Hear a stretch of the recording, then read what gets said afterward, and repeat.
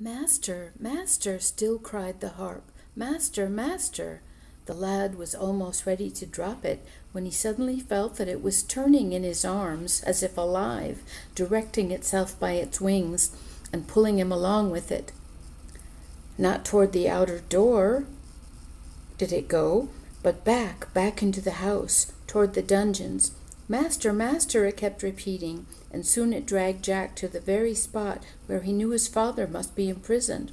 "Master, master," it twanged louder than ever, and lo, there came to the grating of one of the dungeons a white-haired old man in chains. My harp, he cried. "Who bears you hither?" Jack answered at once, "Thy son." "My son," repeated the man with tears of joy, "my son." As he spoke, he stretched his arms through the grating, and the harp flew immediately into them. "Harp, harp, play off my chains," he commanded. Such music as the harp then played. The chains fell away from the old man's feet. "Harp, harp, play open my dungeon door." The harp played again. Then the heavy door swung open. Jack's father passed through, and the two hurried down the gallery. But by this time there was a great commotion from the kitchen. The giant was now thoroughly awake and roaring for his harp.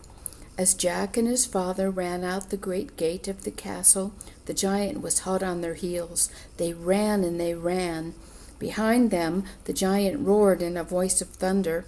Often he almost had them, but they clung to the harp and it helped them on with its wings.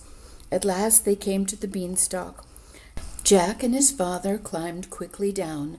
No sooner had they reached the bottom than the giant appeared, shaking his fists at the top of the ladder above.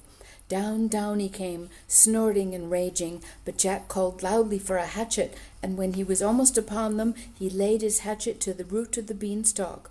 No sooner had he done so than of a sudden the whole beanstalk shriveled up, and the giant burst like a monstrous bubble. Then Jack and his mother and father fell into each other's arms and rejoiced to be once more together. As for the giant's wife in the land beyond the beanstalk, she without doubt was glad to be freed from such wickedness and cruelty.